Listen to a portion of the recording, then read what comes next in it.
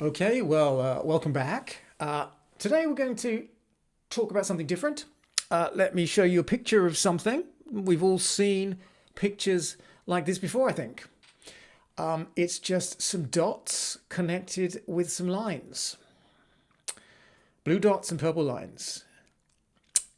In applied mathematics, blue dots and purple lines are incredibly useful. I mean, just think about it. I mean, where have we seen pictures like this before? I live in London.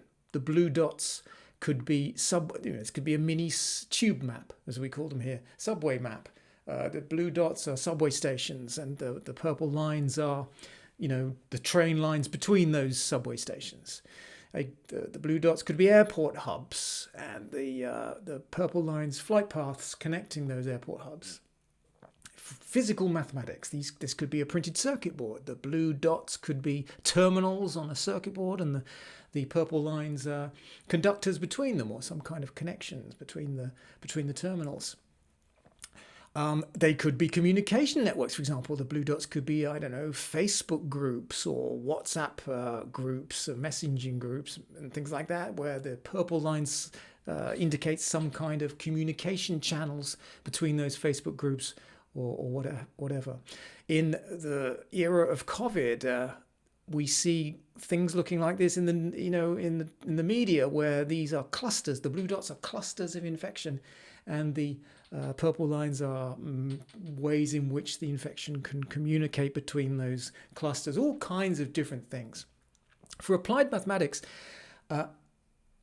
this kind of model is of extreme utility, and in fact, mathematicians call such a thing a graph. And a graph is such a basic mathematical object that we can see what it is. It's basically a bunch of what mathematicians call nodes. And let me just point out that here, look, there are precisely 4 nodes. And the purple lines joining the nodes we're going to call edges. And you can see, look, that in this case, there are 5 edges. Okay, this is an example of a basic graph.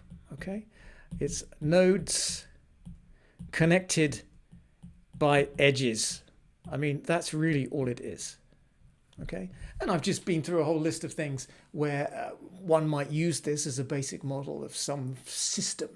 Okay, in applied science. Okay, we're going to use these graphs a lot during this course, and we've got 4 nodes here and 5 edges. One thing I'd like to do is let me get rid of what I just drew, and what I'm going to do is it'll be convenient to label everything.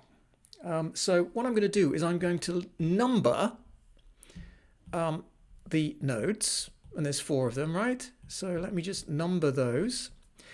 And let me label the edges differently, because I can't use numbers again. I mean, I could start at 5, but let's not confuse things. So let's use letters. A, B, C, D, and this middle one we'll call E, okay? So labeling is very important. It's very important to label nodes and edges so you know which one is which. That's not a sophisticated concept. The other thing I'd like to do is, because who's going to stop me, is I'm going to put a direction on each of the edges that I see here. So for example, let me use a different color here. I'm going to put an arrow that way and that way on that one, draw those down there, and then let me draw an arrow between 4 and 2 in that direction there. By the way, I just made those up. You could make up different ones and nothing's going to affect what I'm going to tell you. Well, it will, but in terms of the modelling, it doesn't matter. We'll see how the effect of those arrows later.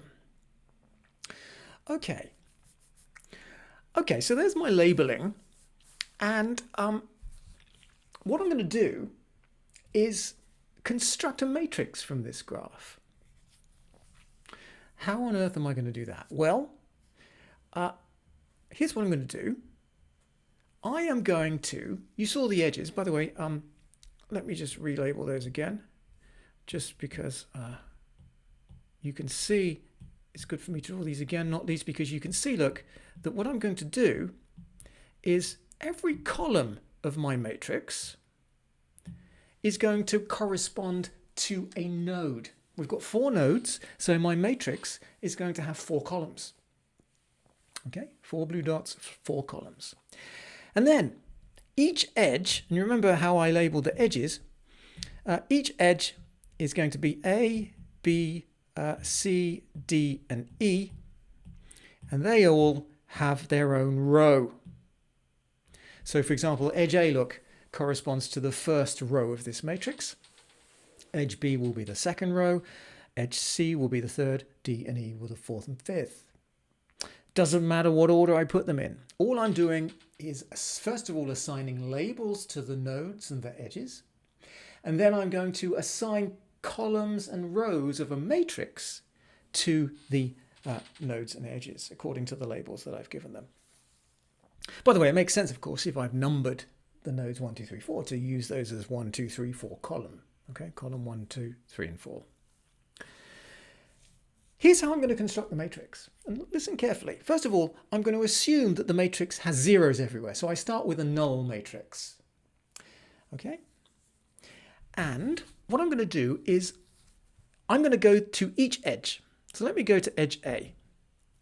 And what I'm going to do is, here's edge A, look, over here. And remember what my arrow was. I picked these arrows. Okay, they were up to me, but I picked them like that.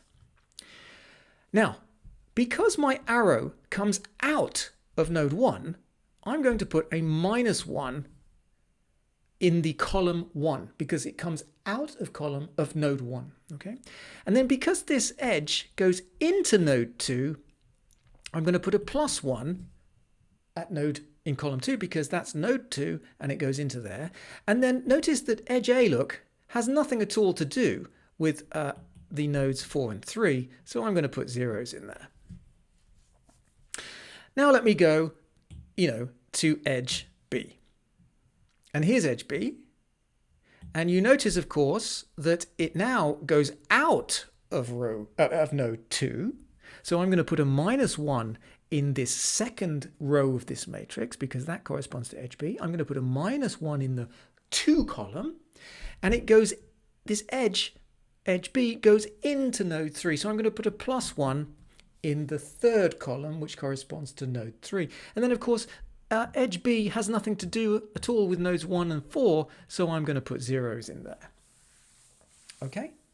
And you can see, let me just do it. Let me see if I've got any more colors. Let me do purple for edge C. Edge C, look, goes out of node 1 and it goes into node 4, but it doesn't touch the other 2. Let me use maybe a green now for edge D. Edge D goes out of node 4 into node 3, but doesn't touch the other 2. And let me just go back to white because I'm going to use that next. For edge E, that comes out of node 4 and goes into node 2, but it doesn't touch nodes 1 and 3. Okay, it isn't connected to nodes 1 and 3. Okay, that's interesting, isn't it? I also notice, of course, that because I had 5 edges in this graph, this is 5 rows, and I've got 4 columns. Does this remind you of anything? I don't think you need to have a long memory to remember what my matrix A was from the first lecture. In fact, the first 2 lectures. There it is. And I think if you just scan through the matrix I've just constructed and the matrix A that I've just put under me, you will see that they are exactly the same. Well, I don't know about you, but I am quite excited about this. And here's the reason. I started today with a graph, just nodes connected by edges, and I listed a whole bunch of things that we can do with it in applications. And now I've connected that with some device. I've just done a construction there. I've connected that graph with a matrix. And in the first two lectures, I studied that matrix using all the apparatus from linear algebra, things you've learned in other courses. And I came up with all kinds of designations, rank and null, left and right null space. The question then becomes, first of all, I wonder what all of those things that I understand about the matrix, I wonder what all of those mean in respect of this graph. What do they mean? What's the manifestation of those mathematical things in the context of this graph? And then going on in the various physical applications that they model. Well, that's an intriguing question, and it's coming up next.